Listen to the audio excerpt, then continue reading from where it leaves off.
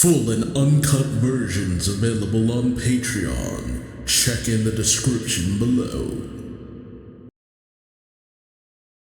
Greetings once again, Pokemaniacs. Duuz-Diz-Din back again with more of the Pokemon Adventures manga, the Emerald arc, where previously, with Guile Hideout, the armor-clad man on the loot, and the search for Jirachi, so that Emerald, more specifically Emerald's employer, Professor Oak, can get one wish, more than likely a wish to free the petrified Pokédex holder. And backing him up, Ruby and Sapphire have been sent to the Battle Frontier to participate in the Battle Dome, where a tournament is going on held by the Battle Dome. The Dome Ace, Tucker, while Emerald is still going through the Battle Frontier challenge of getting the various symbols from all of the Frontier Brain. But Emerald doesn't want Ruby and Sapphire's help, but also during a battle against Ruby for Emerald to get the chance at fighting Tucker in the finale, it's revealed that the Sceptile that he has is actually the very same Trico that Professor Birch had lost. Raised by Wally, Sceptile had lost most of its memories, but with most of them flooding back, it has an unfortunate hatred towards Ruby and how callously Ruby shuffled it off when it was just a Trico. Sapphire also loses to Tucker, meaning that Emerald and Tucker will face off at last. All the while, Guile Hideout seems to have approached the Battle Dome. What'll happen next? Join me as I find out, won't you? Alright, chapter 323. A cheeky Charizard change-up. Part 1, I'm assuming. Oh, and we already have one of my favorite Pokemon, the Viper. And I guess we're picking up with Greta and Lucy helping to, sort through the crowd of sorts. So Viper and Milotic helping to form a line while Greta leads people in which direction they should go. Lucy saying, spectators who wish to watch the battle at the Battle Dome, line up over here. The gates will open shortly. Please be patient. Greta says, I'm the Arena Tycoon, so why? Well, Lucy says, I'm the Pike Queen, so why? And Greta shouts, are we acting as ushers? Brendan tells him, now, you two. This was Annabelle's idea. While Nolan says, we have no idea how or where Guile will launch his attack, so it's our job as Frontier Brains to protect our guests. Greta looks around worried, saying, yeah, I know, but I wasn't expecting so many guests. Brendan says, well, this just goes to show how much everyone is looking forward to the Battle Frontier. While Nolan says, take a look inside the Battle Dome. And as they enter, we see a crowd of people all chatting amongst themselves. One says, Tucker's semi-final match was amazing. Another says, I've heard each facility in Frontier Brain is unique. The girl says, Tucker was so cool, he even flew. Oh god. Another person says, the official opening is next week, right? I can't wait. Another trainer says, I'm gonna test my skills here too. Both Lucy and Greta are overjoyed by the response. Greta saying, they're really enjoying themselves. Lucy says, that makes it worth all the hard work we've put into this place. Brendan says, and that's why we want the opening day of the Battle Frontier to go off without a hit. Greta wipes away a tear saying, right. Nolan adds, okay, the spectators are inside the stadium, so let's go check on Tucker. They enter into the exclusive stands where Brendan tells Lucy, we managed to do some research while you were ushering. Lucy asks, Find out anything useful? Nolan says, yep, the wish Pokemon, Jirachi. I figured out a way to find it before Guile does. Ooh, Frontier Brain indeed. Meanwhile, down in the stadium, the announcer says, the final battle between Frontier Brain Tucker and the challenger Emerald will now begin. Oh, it's Castform! With a little sign for victory. Ruby says, you can do it, Emerald. While Sapphire says, you'll get that tactic symbol if you win this battle. Ruby then notes, let's figure out what Pokemon the opponent will use. Sapphire says, yeah, don't make Tucker's Pokemon a Charizard, Metagross, and Salamence. The Pokemon he's likely to use first is Salamence for sure. Although you see Emerald getting angry. Also, Salamence. Ruby questions Salamence, huh? Sapphire says, I still get shivers thinking about it. I got beat by that Pokemon in the semifinals. never liked it much before, but since then, Ruby says, right, we both have bad memories of that Pokemon. Actually, yeah, that's right. But Sapphire then goes, huh? We both? Are you saying you actually remember? Ruby questions, remember what? Sapphire says, remember what? Are you playing with me? Ruby asks, what are you talking about? Does he have selective memory about this? I'm actually questioning whether or not he's actually being sincere or not. But then Emerald shouts at them, quit flirting! Why are you two cheering for me anyway? I never asked for your help. Ruby says, right, but you don't really have a choice. Sapphire points over saying, look, all of their Pokemon are congregating together. Well, their starter Pokemon, the Hoenn are all overjoyed to see each other again, including Swampert. Good stuff. Those three have been inseparable since they recognized each other from the Birch Research Laboratory. Your Sceptile seems especially happy, Emerald. Sapphire says, yeah, lucky trainer has such a cute and loving Pokemon. You're gonna have Sceptile fight in the finals, right? In that case, Emerald says, time. Judge, I want you to throw those two out and I want to change the Pokemon I'm using in this battle. I chose the wrong Pokemon. The referee says, I can't allow that. You can't change your Pokemon. Tucker says, that's okay. Let him change his Pokemon. I don't mind. Emerald recalls Sceptile and says, thanks. Mighty cool of you. Hold on a minute. I need to access Crystal's computer and ask her to send me a different Pokemon. This one and this one and this one. Ruby and Sapphire come over with Ruby saying, hey, Emerald, are you sure about this?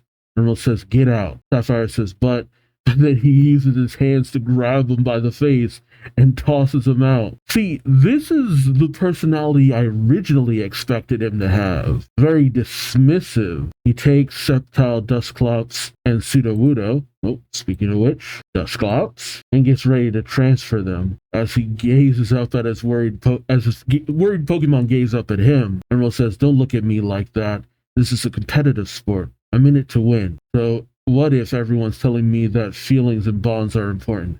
I can't take on a challenge with a team that doesn't have a chance of winning. If I did that, I'd be disrespecting my Pokemon, which is so contradictory. It's like, that's not why you're doing this, because your Pokemon have shown how capable they are with those feelings. Those feelings have made them able to withstand things that would have taken them out easily otherwise. Honestly, I'm kind of hoping he loses because of this.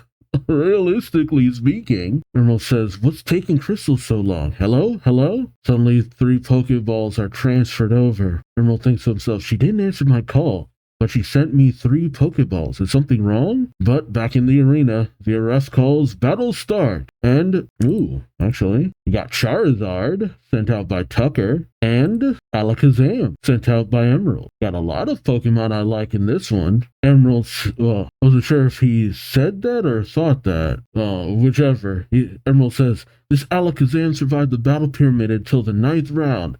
And to top it off, it can now use... Alakazam hits Charizard with Thunder Punch, which Scott notes, with Emerald saying, Thunder, Fire, Ice, and the 3 punch moves, I chose the move which has an advantage against flying type Pokemon. Pretty powerful, huh? It even seems as though Charizard has been paralyzed by it. But Charizard withstands it. Okay. And Charizard then uses Earthquake against Alakazam. Emerald noting, Earthquake? It withstood the attack and attacked back? Shoot! If Charizard withstood that attack, so can Alakazam. It just needs one more chance to use Thunder Punch. But Alakazam staggers and falls. Emerald shouting for Alakazam. Scott notes, at the Battle Dome, the trainers must choose 2 of their 3 Pokemon. Once their first Pokemon has been defeated, battle can end very swiftly. Emerald then says next and sends out, man, I'm getting a lot of Pokemon I like in this one. Metagross! Scott notes Emerald is at a disadvantage again.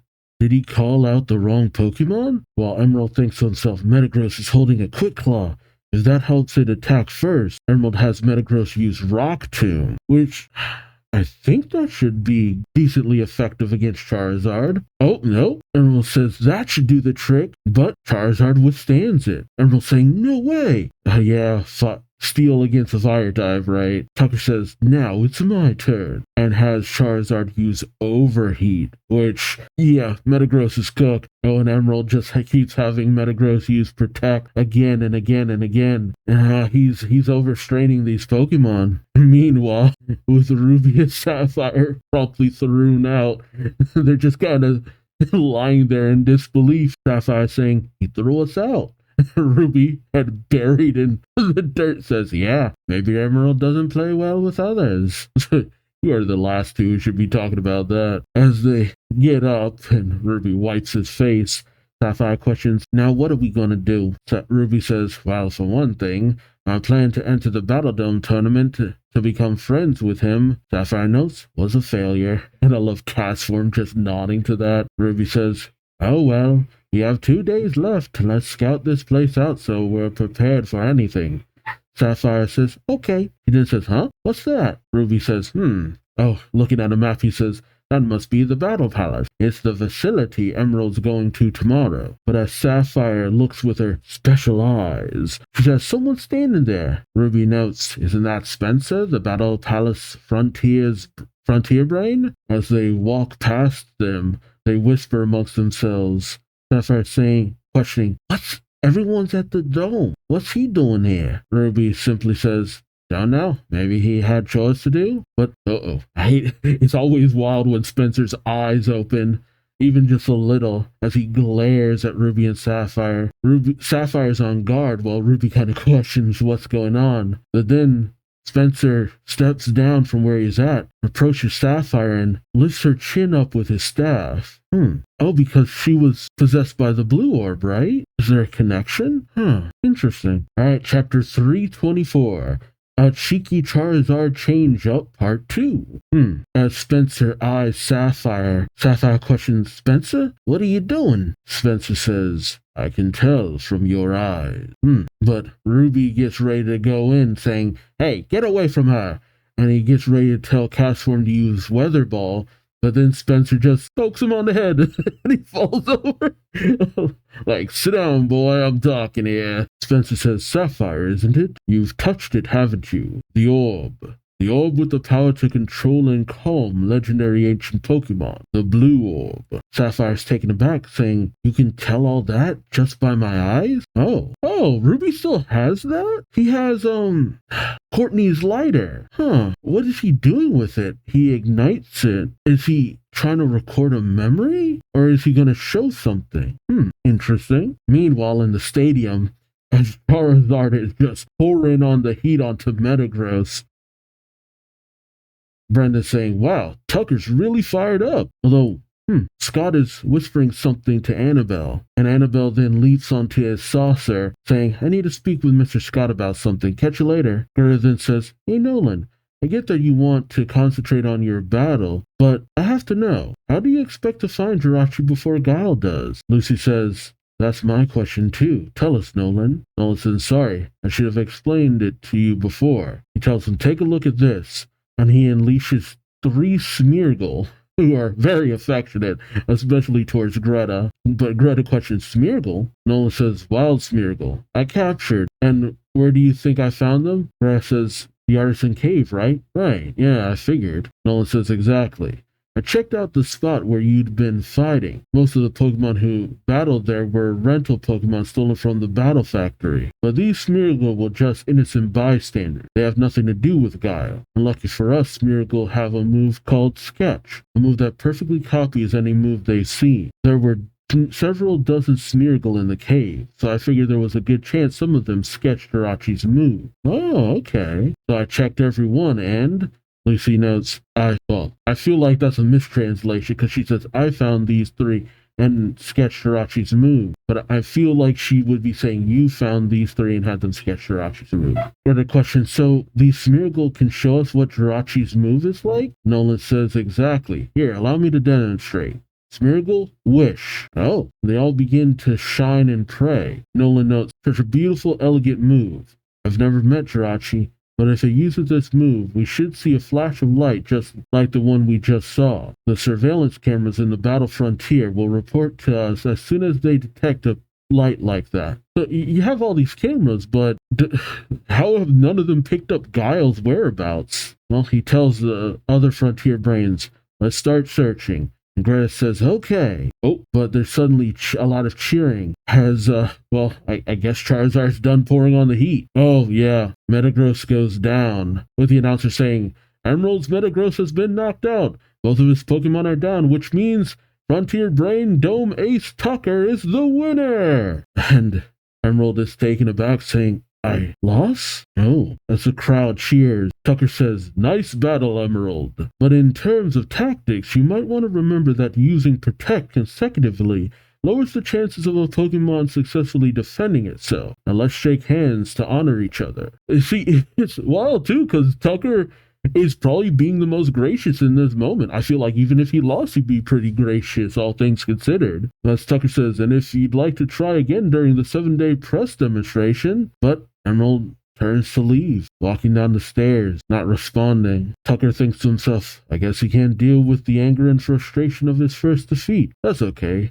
I should meet up with the others anyway, but then Tucker is shocked as he sees Guile Hideout moving up above. Tucker brings out his Salamence and flies up past the Frontier Brains. Lucy questions, what is that? I don't think it's meant to be part of the press opening, but suddenly there's an announcement. Well, no, someone's talking to Nolan on his Pokegear, saying we discovered the ray of light we were watching for. Someone questions where. Someone else says the location is the rooftop of the Battle Dome. Meanwhile, with Ruby and Sapphire with Spencer outside, Sapphire questioned, what about it? Yeah, I touched the blue orb. But what does that have to do with you, Mr. Frontier Brain? Does it have anything to do with what's happening at the frontier right now? Spencer takes a moment and then says, no, forgive me. I got a little carried away. It's just that it's not often that I meet someone who has shared my experience. Oh, did he touch the orb as well? Is that the connection? Oh, kind of like how it moved up their arm when it's embedded in you. Is that why he has the tattoo? That's a wild connection. Did they have that happen knowing about Spencer? I swear the manga does some wild and out-of-pocket stuff sometimes that just connects with other things in such a way that just, did you know this was gonna happen? Wait, what? But Ruby winks at Sapphire, turning off the lighter, thinking to her, Sapphire, that's enough. He brings Sapphire over, saying, oh, is that so? How nice for you. Come on, Sapphire, let's go. Thanks for keeping him talking, they say when they're out of earshot of Spencer. Sapphire says, sure thing. I had a feeling you were up to something. Yeah. Ruby says, I recorded what he said using the flames of memory. I'm positive he's hiding something. Let's figure out what it is. Oh, so you can take people's memories like that too? That's wild. I thought it had to be someone at least holding the lighter or something, or there was a special way you could do it. That's a really weird thing to have. But as Spencer walks back to the battle pyramid, or the battle palace, someone approaches him from behind. It's Emerald. I love the way he says it. Spencer says to Emerald, those red and blue kids just left, and now a green boy is here. What a busy day. Emerald says, I'm here to challenge my skills at the Battle Palace. Spencer questions, why? I assumed you were coming tomorrow. Emerald clenches his fist, his extendo fist, saying, I was, but there's been a change of plans. I have to finish off this palace this afternoon. The tower tomorrow, and then I'll try the Battle Dome again. This is the only way I can squeeze everything into my schedule. Spencer says, very well, follow me. As they enter, the doors close. Spencer telling Emerald, there are no reporters or spectators here, but that's a suitable environment for me. Palace Maven Spencer. Oh, I thought a Maven is usually to address a female. Oh, Yiddish for one who understands. Huh. Oh, okay. All right then. Learn something new every day. Spencer tells Emerald, let's battle. As the doors shut, we see a shining light on top of the battle dome where the Frontier Brains there are watching as Guile Hideout tries to capture Jirachi. Greta says, it's Jirachi. While Lucy says, Guile is here too, and a Pokeball has already been thrown. Oh, and we see Jirachi sucked into the bowl, and much to the shock of all the Frontier brains, Jirachi is caught. Guile Hideout picks up the Pokeball saying to the Frontier brain, Jirachi is mine. Well, dang. Man, Emerald, you dropping the ball hard there, bucko. Jeez, man. Oh, man. Oh, dang. Oh, shoot. Like, but then again, Ruby and Sapphire weren't on top of this either. That's kind of a bummer. I feel like we really should have, shared information between the Frontier brains and the Pokedex holders and all that. But, that's not good. I don't know. But no, you have to connect with Jirachi, right? So I mean, it couldn't be that easy just capturing it then. Oh dang. Next is chapter 325, Standing in the Way with Starmie. Okay. Well, before the Frontier brains, Guile Hideout has captured Jirachi, proclaiming, Jirachi is mine. While Greta calls out, no, Guile captured Jirachi. Guile then says, I see someone who wasn't at the battle the other day. Nolan shouts, very funny. It's high time I get back at you for that surprise attack on me and the theft of the rental Pokemon. Guile laughs. How bitter you are. I'd forgotten all about that. Nolan shouts, what? The Guile tells him, but I am grateful to you. Those rental Pokemon made everything so much easier. Brendan tries to lunge at him, saying, how dare you insult my friend? But he's knocked back by Guile's sword. Lucy calls out for Brendan as Guile gazes at them, saying, those Smeargle, they're the ones who live in the Artisan Cave. Now I see how you managed to find me so fast. Those Smeargle must have sketched Witch from Jirachi, and you used the ray of light that shines when the move is used to find us. Very clever. Oh, as Guile unleashes several Starmie, he says, but I have already captured Jirachi. No matter what you do now, you're too late. Oh, I was like, wait, is he floating? But no, he grabbed onto one of the Starmie. And are they just unleashing Hyper Beam? Like 4 Starmie raining down Hyper Beam on the Frontier brains or something.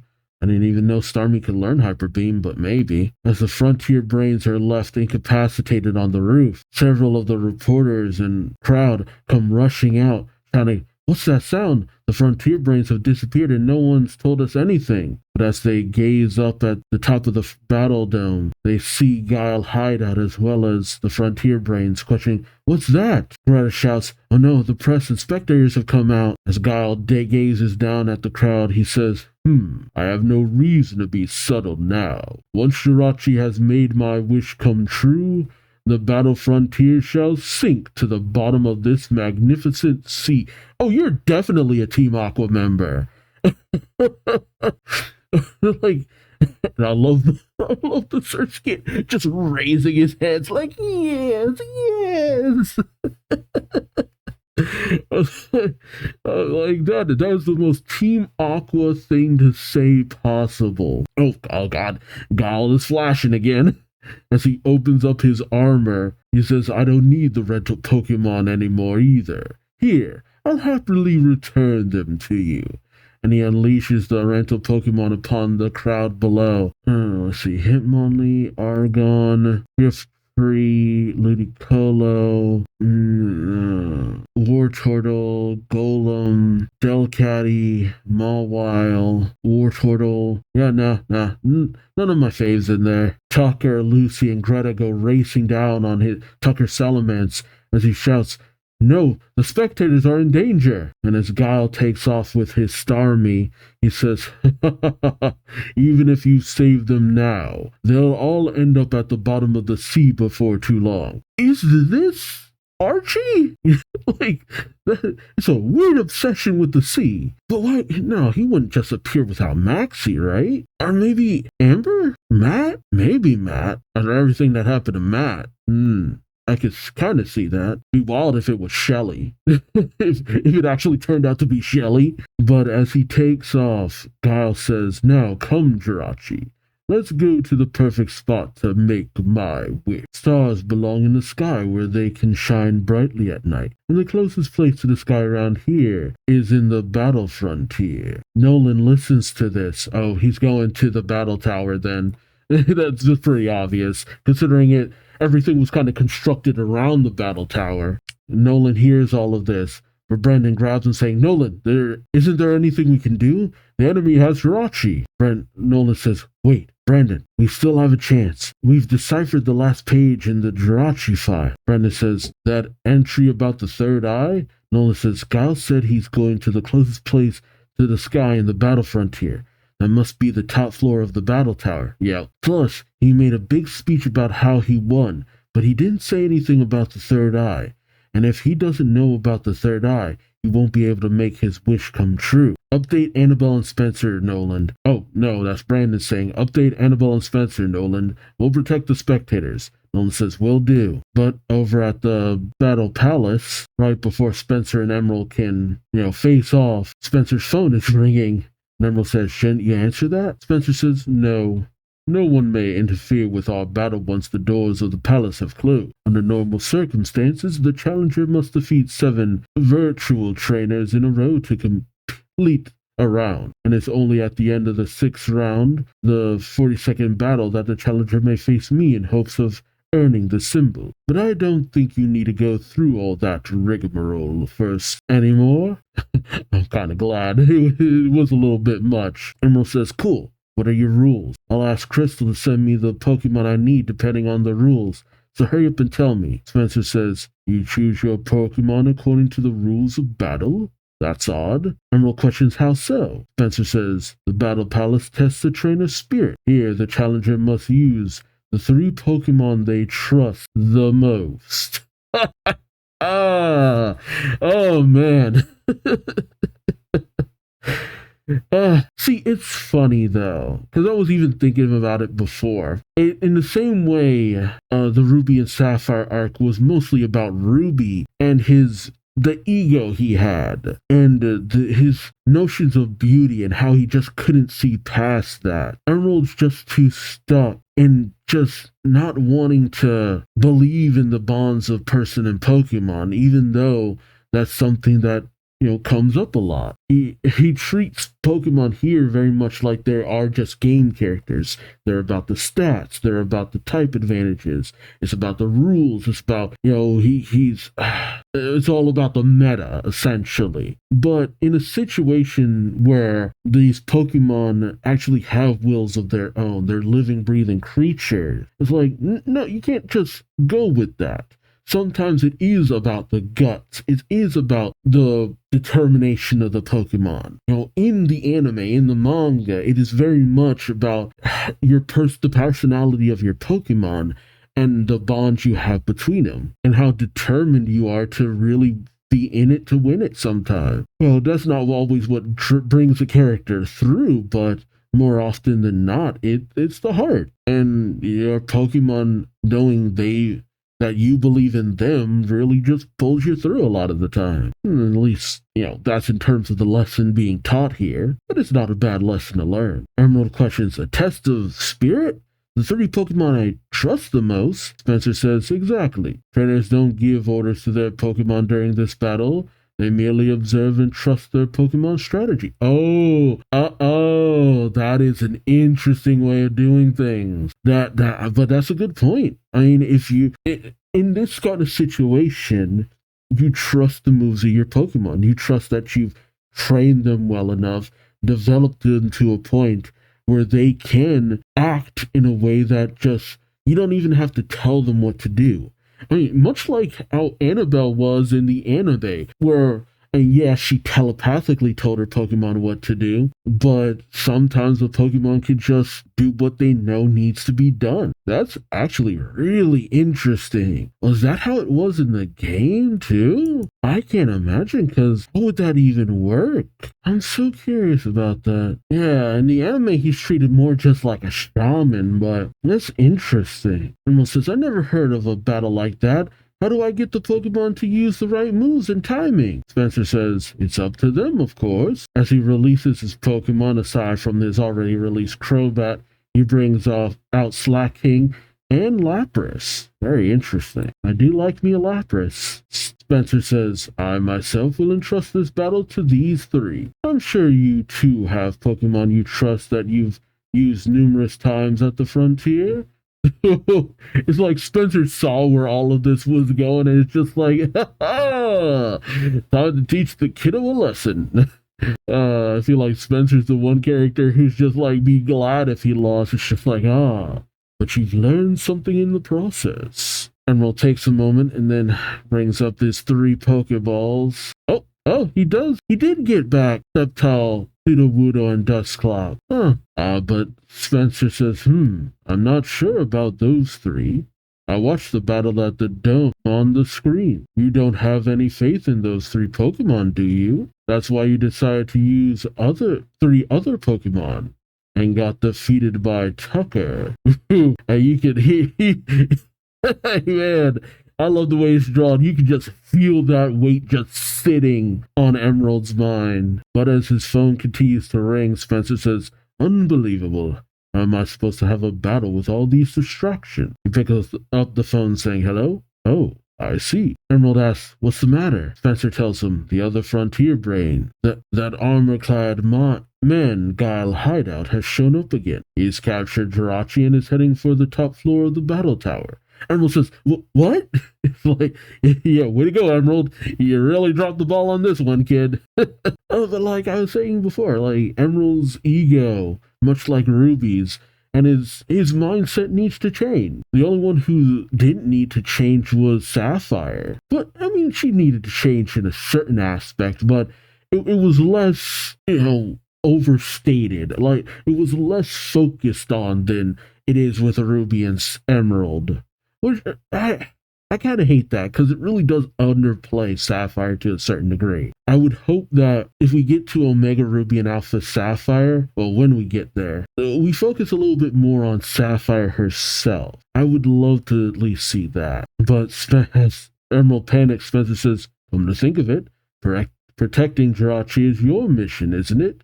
Emerald says, yes, I have to do something. I have to go to the battle tower. So about this battle, Spencer says, you wish to cancel it? No need. As I said, the trainer just observes their Pokemon during this battle. Your only role is to choose the Pokemon who will take part. Let your Pokemon take charge of this battle while you head down to the battle tower to retrieve Jirachi. Nothing has changed. Yep, you have to have the trust that your Pokemon can get the job done. I mean, you do trust your Pokemon, right, Emerald? Spencer, I love a wily old man. Says, that is, as long as you have the spirit to trust your Pokemon. Emerald looks to his 3 Pokemon again and recalls all the times they've, acted just for him without even him needing to say anything. They did what they thought would help him the most. Emerald takes a moment and then finally says, isn't this a bit too convenient? He says with a wry smile of his own, you know what I'm like, don't you? That's why you're making up this story about using the Pokemon I trust most, isn't it? I have a hunch you want me to leave my Pokemon here for some reason. Spencer says, who knows? Even though it sounds too convenient, it might just be a coincidence. That's a good point. I mean, this would be a wild time to find out Spencer's the villain here. I gotta admit, I kinda like this. I mean, man, you took a character that I thought was cool enough, but oh man, dang. Man, between Annabelle and Spencer, I'm loving this. I'm loving this. I'm loving Spencer. He's definitely up there for me in this terms of this art. Spencer tells Emerald, but that's for you to decide. Emerald takes a moment, and this is right. All right, I've made up my mind. Sceptile, Sudowoodo, Dusclops. He says to them with them having tears in their eyes. He says, you handle battle here at the Battle Palace, while I rescue Jirachi from Guile at the Battle Tower. Catch up with me after you've won the battle and the spirit symbol. And hey, I believe in you. And then, as he heads off, we see that Ruby and Sapphire were just kind of hanging around, I guess, just because of the whole fact that they were kind of questioning the situation with Spencer. But they watch Emerald leave, and Ruby says, hear that, Sapphire? Sapphire says, yeah. And as Emerald makes his way out of the battle palace. Ruby and Sapphire join up with him. As he looks to the two of them, he says, "Hurry, we have to get to the battle tower ASAP." She's like, "Yep, no time for ego anymore. It's about the mission."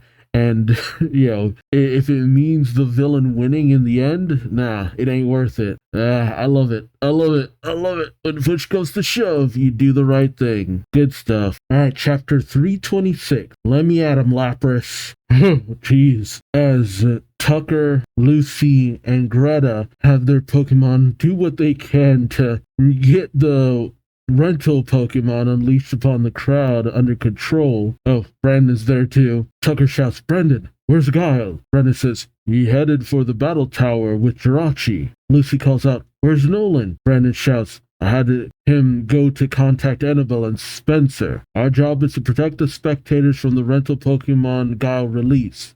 He shouts over to Greta. Meanwhile, at the battle palace, Spencer oversees his Pokemon taking on Emeralds. We have Sceptile knowing to take on Lapras, because type advantage. Dusclops taking on Slacking, and Sudowoodo taking on Crobat. Oh right, Todd! My god, dude, you have not mattered to this plot in a hot second. I forgot all about you. Like, of course you disappeared when the most was going on, dude. Because finally, Todd starts hearing the pandemonium going on outside and says, "What's that noise? I wonder." Oh, okay, they're quite a ways away from the battle dome. But as he sees all the, again, pandemonium happening, he questions, "Huh? What's happening?" Lapras says, "We better go too." And she lets down her human disguise, tells Todd, "Hang on tight." And she takes him and they take off way up above. Oh, God. Congratulations, Todd. You're now I wouldn't say owner, but you are the friend of a Latias. And then in comes Latios joining in. They give each other a little nod.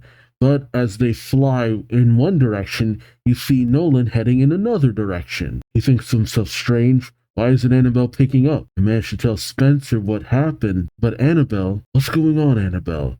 Has something happened to her? Yeah, that's weird. She took off with Scott. I'll have to go to the battle tower myself to find out. We have to put a stop to this before night falls. Oh, right. In the movie, it had to happen at night. Nolan then spots Ruby, Sapphire, and Emerald and says, "Oh, that's Emerald." Emerald calls back, "Nolan, hey." Ruby says, "The enemy captured Jirachi and headed for the top floor of the battle tower, right?" Nolan questions, "Who are you?" Ruby says, "I'm Ruby, and this is Sapphire. We've come here to protect Jirachi like Emerald. All three of us are Pokédex holders." Sapphire says, "We're the Hoenn Pokédex trio." While Emerald says, "Don't count me in your trio." Although all things considered, Wally would probably be overjoyed to be part of their trio.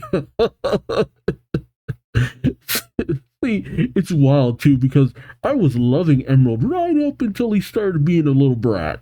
And then I'm just like, if it was Wally, he wouldn't be acting like this. Oh well. Although, Wally taking on the battle frontier, I would have loved to have seen it. The fruits of all of his efforts with Norman and all that, that could have been something. I'm just saying. Ruby says, "Well, if you don't like Pokédex Trio, we could go with Champion Trio." Emerald questions, "Champion?" Ruby says, "Uh-huh." Sapphire shows off her gym badge saying, "Ruby's won every Pokemon contest, and I've beaten every gym in Hoenn. If you beat all the facilities at the battle frontier, we'll be a trio of champions." Emerald says, "I don't care. I don't need you guys." And suddenly all the crazed rental Pokemon come out of the woodwork, essentially. Sapphire saying, "Whoa, those are..." As Blaziken and Swampert go and just, start fighting them off. Nolan says, "The rental Pokemon got released all over the battle frontier. I had no idea they'd made it this far." "Huh? Emerald, where are your Pokemon?" Emerald says, "I left them at the palace." Emerald says, "This is an emergency. Can I borrow a couple of your rental Pokemon, Nolan?" Nolan questions, "Borrow?" Emerald says, "That's right. These Pokemon are being controlled by Guile, aren't they? The same way my Sceptile was being controlled. Ruby, Sapphire, and Nolan. I really don't know what their expressions are really conveying at this point. I guess just that he's willing to actually collaborate once he knows what the objective is. He gets ready with his launcher saying, now let's see, which one, the one who seems the angriest. And he goes for fourth Pokemon, Mantike, Mawile, Snorlax, Mr. Mime, and Mantine, not Mantike. He manages to get those 4 under control. Why he chose 4, I'm not sure. I mean, why not go for a full team of 6? Nolan questions, what? Emerald says, Snorlax, Mr. Mime, Mantine, and Mawile, over here. You know, I'm just realizing his little device kind of almost lacks like how the Pokemon Ranger's little top disc spinner whatever thingy activates. But as Swampert and Blaziken fight off the other Pokemon, the 4 Pokemon Emerald shows as well as Ruby, Sapphire, and Nolan all race inside. They slam the door shut as the other Pokemon are trying to get in. Nolan says, Emerald, so that's your special ability. You can instantaneously calm Pokemon. Okay, I'll gladly lend you my Pokemon then. Take Snorlax, Mantine, and Mr. Mime with you. Mawile, you come with me. We'll take the elevator to the top floor. Okay. The Pokemon for Nolan, which is weird. Why doesn't Nolan keep Pokemon regularly on him? Odd. But we see that Guile is watching from the security cameras as he says, they're here. Those troublemakers have caught up with me already. And, he points his sword at Jirachi saying, why won't you make my wish come true? You won't obey my order. Is there some special trick to this that I don't know about? Fine. I'll figure it out, but until then, I need to buy some time. Is that Annabelle? I wonder, does he have some way of controlling other people? Because I could never believe that Annabelle would actually be corroborating with him. That would be too much. Meanwhile, as they've made their way, Nolan slams his hand on the wall, saying, it's no good. The elevator won't move.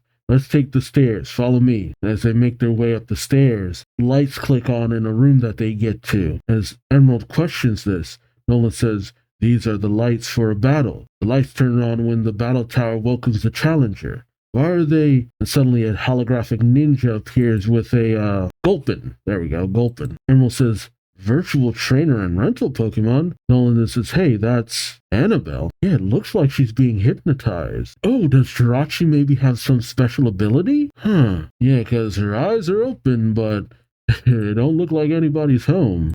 Interesting. All right, and the last chapter of this volume, chapter 327, facing Gulpin is hard to swallow. God, that's so terrible. All right, as a very vacant-eyed Annabelle confronts them, both Nolan and Emerald call out to Annabelle, but she turns to leave. Nolan races after her, saying, Annabelle, wait! But Mawile Gulpin goes at him, but Mawile defends. Nolan says, what is Annabelle doing here? And she seems so out of it. Sapphire says, we don't have time for this, but we have to defeat the virtual trainer and rental Pokemon to get to the stairs. Nolan says, okay, and he takes on the virtual Pokemon with his Mawile. Next, they're confronted by another virtual Pokemon trainer, and then another, as they say, this floor too. Nolan says, this is the Battle Tower Challenge. Climb to the top while defeating virtual trainers on every floor. At the end, face Annabelle, the Frontier Brain. This is the Battle Tower, but only Annabelle and Mr. Scott can start it up. Could it be that, talk to me, Annabelle? Suddenly, Guile Hideout comes on a monitor saying, exactly. Emerald says, Guile. He says, yes. As you have surmised, I have taken over the battle tower. You will be forced to go through 10 rounds to defeat 7 virtual trainers in a row, just as the rules say. Nolan questions, are you kidding? What have you done to Annabelle? Guile says, remember the last time you saw her? And Nolan notes Annabelle going off with Scott. Nolan gets on his Pokegear, saying, hello, Mr. Scott? Scott says, what? Where was I during the dome battle? I had my hands full with the press and spectators. At the moment, I'm being chased by rental Pokemon. Annabelle? Haven't seen her all day. Wait a minute. Has there been two Scotts? As Nolan hangs up, or Scott hangs up, Gal says, now do you get it? The Scott you saw back then was just an illusion created by a psychic-type Pokemon. What? How would I have ever guessed that was the case? Not to mention, it brings up the question, how many times has it not been Scott that we've been seeing? That could have happened so many times. If that was the case, man, there really is a question of how often had we actually been dealing with the actual Scott? Nolan says, what a dirty trick. Gal says, this is perfect. I don't have minions, but as long as I'm inside the battle tower, I can command the virtual trainers and rental Pokemon. That means I have an infinite army to do with as I please. And something about this triggers Emerald, who grits his teeth and he shouts, I'll never forgive you. I will never forgive you. What? Okay, where did that come from? Hey, well, what about that statement got you so riled up, kid? And Guile turns, saying, if you've got something to say to me, save it for the top floor. That is, if you can clear 70 battles in a row. And the video turns off. Emerald goes racing off as Nolan calls out to him. He says, looks like we'll have to fight our way up. He tells Ruby and Sapphire, it's dangerous for us to separate, but we don't have time to fight all these battles together. One of us will have to battle while the rest rush up to the next floor. As soon as you win, catch up with those fighting on the floors above, and so on. Okay, on the 80th floor, we have Swampert facing someone. 11th floor, Snorlax. 20th floor, Blaziken. 45th floor, Marwile. 62nd floor, Mantine. While Nolan thinks Emerald is really good. And those two are amazing too. I can't believe they're just kids. So this is the skill of the Pokédex holders. I have to keep going myself. Hold on, Annabelle. We're coming. Blaziken seems to fight a Venusaur on the 67th floor. Swampert seems to fight a Heracross, I think, on the 68th floor. Mawile takes on a Trapinch on the 69th. Nice. Floor. And they reach the 70th. As Ruby says, phew, finally, the 70th floor. Sapphire says, huh? We're the only two who made it all the way up to the top. Where's Emerald and Nolan? Ruby says, don't know. Maybe we got ahead of them, but maybe they got ahead of us. Which is weird. I would have thought you'd noticed that to a certain degree. Oh, then again, considering the way they were going, it would kind of get a little jumbled up depending on who won at what time and how. But as they go through a door, they look around, Sapphire saying, what's with this room? It ain't a battleground, is it? Yeah, what are these models? Ruby looks around saying, maps of the region. A model ship? Oh, is that the SS title? Books, documents, manuscript? Oh, I get it. This is a reference room. Which, why would you go through a reference room? Wait, was the battle tower always designed like this? Battle tower. Not really. It's mostly just rooms and halls and stuff, and it's got a nice design, but you don't really see too much of it. Oh god, this seems to just be a way of Scott telling his story as they find a picture of him and some notes. Ruby reads off saying, the battle frontier from start to finish. The owner, Mrs. Scott, has written about this facility. Sapphire reads saying, for Pokemon battles and this and that, but Ruby says, quoting, I decided to create a top-of-the-line facility for Pokemon battles, but what I'm truly building is not a battle facility, but people. To create the battle frontier, I carefully chose the personnel to be the brains behind each facility. But do you guys really have time to be reading this? I'm just saying. But still, it is kind of interesting. Ruby says, I remember Dad telling me about this. Mrs. Scott was searching for skilled trainers to be frontier brains in various regions. He asked Dad for information about trainers. And that's how these and Sapphire says, and that's how these 7 got picked? Oh, okay. It's interesting to hear that Norman had a hand in this. Oh, wait, this is where they were put? Ruby says, so Mr. Scott must have researched a lot of skilled trainers before he chose these 7 frontier brains. Sapphire says, oh look, there's a section on Pokédex holders. Ruby says, in other words, our predecessors, huh? Oh god. This feels morbid to have done this to them. I don't like this feels wrong.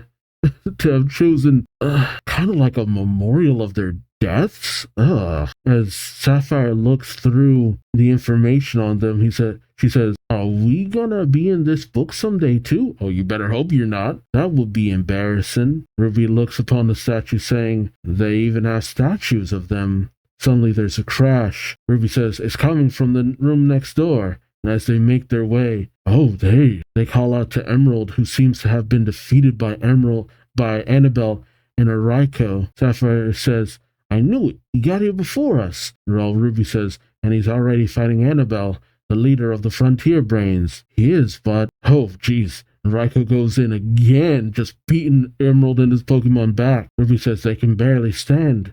They're easy targets. Sapphire says, "Ruby, we have to help them." But Emerald calls out, "Don't. This is a battle between Annabelle and me. You stay out of it." "Emerald, this is no time for your ego, buddy." "Oh, I didn't notice before, but..." "Oh yeah, one of his mechanical hands got ripped off." As Raikou beats Emerald down again, Sapphire says, "That wasn't nice. Annabelle plays mean." Ruby says Annabelle isn't the only one who plays mean, Sapphire. The one who's truly mean is the man in the suit of armor who's controlling Annabelle. Sapphire says, "I know. Who is he? Who is that awful man wearing the armor?" But Ruby brings out the lighter, saying, Sapphire says, "The flame of memory." Ruby, "Do you still suspect Frontier Brain Spencer?" Ruby says, "Yes. It's not often that I meet someone who has shared..." Oh, they remember Spencer's words. "It's not often that I meet someone who has shared my experience. You touched the blue orb." Ruby says, "You touched the blue orb, and he says something to you about sharing that experience. So he's touched it too." Sapphire questions, "But how's that prove he's a bad guy?" Ruby says, "I don't know. I think." Then they see Emerald knocked down again, and kid ain't doing too well. They call out to Emerald as Emerald is stalked essentially by Raikou. Says, "Come on," but a voice calls out, "Stand up." Oh, it's Latios speaking, who says, "Stand up, Em. You have not been defeated yet." As the window opens, Latios is holding 3 Pokeballs. He says, "I was asked to deliver these.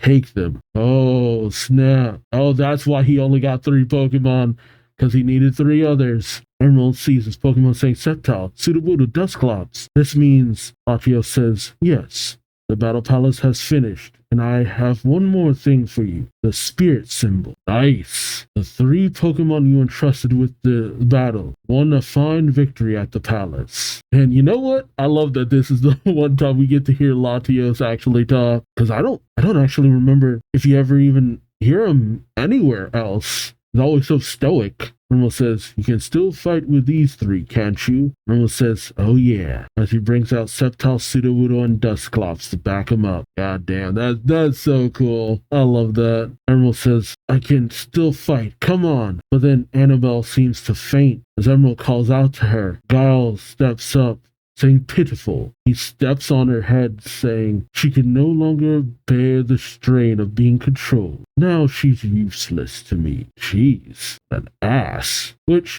raises the question, how is he doing all of this? What psychic Pokemon does he have that's able to do this much stuff? Emerald shouts at Guile, while Ruby says, "The man inside the armor." Sapphire questions, "Is it really Spencer?" But a voice calls out, "It appears." "Oh, it's Latios. The one you suspect is innocent. Let me reveal the truth to you. Latios is at the Battle Palace now.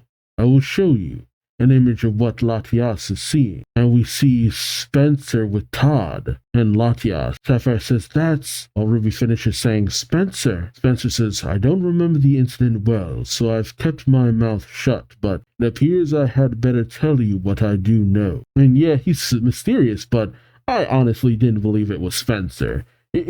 He was too nice. He was just too nice. And not in a weird way like Price was. Spencer tells Todd, "A long time ago, I visited my 2 friends at Mount Pyre." Oh, yeah, they're all old. "The blue and red orbs were not to be touched by anyone, but while their two guardians were out of the room, unable to resist the allure of the orb, their beauty, I touched the blue orb, and then, he went on a trip. It was as if a diabolical force ran through my fingertips, in my arm and into my shoulder. But after that night, I got no rest. If I attempted to sleep, a huge, terrifying water-type Pokemon would appear in my dream, and my eyes began to dimly glow. Todd says, a huge water-type Pokemon. Spencer says, that's right. Later, I found out it was a legendary Pokemon of the Hoenn region, Kyogre. Oh, thank you for this lore.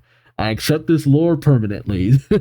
I love this. This is good. Hey, is Guile also listening to this? Because we have shocked reaction faces from Latios and Todd, Ruby and Sapphire, and Latios. But, like, you see Emerald and Guile. How are we getting their input on this? But Spencer tells Todd, I was filled with regret. I was afflicted thus because I had touched the forbidden orb. I was ashamed of my weakness, the weakness of my spirit. That's why since then I've trained hard to become the frontier brain who tests the spirit of other trainers. Even though it was only for a brief moment, I crossed the line into the dark side. I can recognize those who have touched the orb from the glow in their eyes. That girl I met just now, the one other person, and one other person. Oh, yeah, it's Archie, isn't it? It's Archie. Okay, yeah, one other person who's touched the orb. Or, wait, no, that was Tabitha I'm thinking of. He touched the red orb. He also touched the red orb. But I think it was, no, but he wouldn't command water Pokemon. Huh. Todd says, Spencer says, there's no doubt about it. I was uncertain when I saw him at the Artisan Cave, but now I know for sure. I saw that same dim glow in the depths of his eye. Guile Hideout, you too have touched the blue orb, haven't you? And you've been taken over by its malevolent power. Oh, okay, so they were all listening in on this. And Latios was just sharing with the whole class right there. Guile says, well done, Frontier Brain. Oh, yeah. I saw the glimpse. As Guile removes his mask, he says, exactly. I absorbed the blue orb entirely into my body. I became one with the orb, and it conferred incredible power upon me. The feeling was incomprehensible, and much to the shock of Ruby, Sapphire, and Emerald, Guile says, if you like, I'll demonstrate. And this is who I am. Archie, Team Aqua. Okay, huh. So I wonder what happened to Maxie. So they did survive, but I guess they were never found. Yeah, I mean, it's not like I heard about them being arrested or anything like that. Huh. But how did he get all this technology and stuff? I mean, I know he had a lot of capabilities, but I don't know, the sword just seems a little outside of what you'd usually expect from him. All right then. The misdirect with Spencer, I have to say, didn't even really feel like a misdirect because I just did not believe it was Spencer or that he had any part in it. No, he seemed too good in all the right ways. I'm glad Emerald lost that fight with Tucker, though. I'm glad he lost. It's like, no, he should lose. No, he should lose. Because he won't learn his lesson if he doesn't. I was honestly kind of hoping he'd lose against Ruby, to be honest, but nope. Suffering that defeat right at the end when he was so close because he decided to be a little shit, I say good.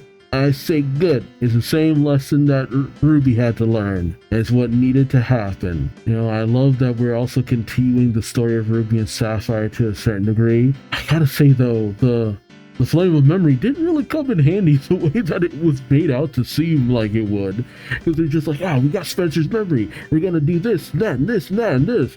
And it's like, hey, how would you... It didn't feel like his memories actually came to play in any way, shape, or form. Unless it's going to happen later down the line. I hate that Annabelle's just being controlled, though. Just because she's been such an important and cool character in all of this. I mean, on the one hand, at least Nolan kind of gets to, get a little bit of revenge and all that. But now I'm kind of like, nah, Annabelle's getting done dirty here, man. Especially with the Raikou and all that. Just like, nah, she should be able to get into like a few little moments here. But she kind of got that in the Artisan Cave, so...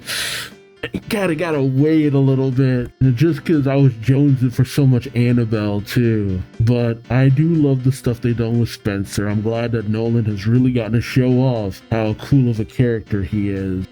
those statues of the Pokedex holder, though. The statues of everyone just, that made me feel some kind of way, and I don't know how to kind of explain it.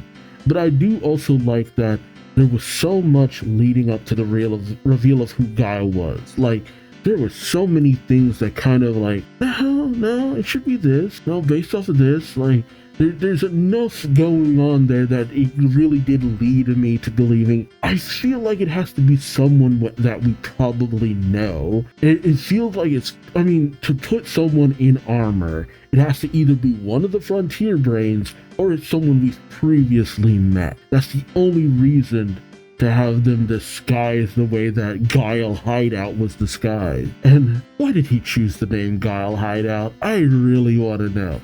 I really want to know why he chose that name. Of all names, why did you choose that name? I'm so curious. But I mean, it really goes into the more devious nature that we've really seen with Archie going on in here. It always comes back to Archie, some way, some shape, some form. As he is bad man. It really does make me wonder, are we gonna have something similar with Maxie too, though?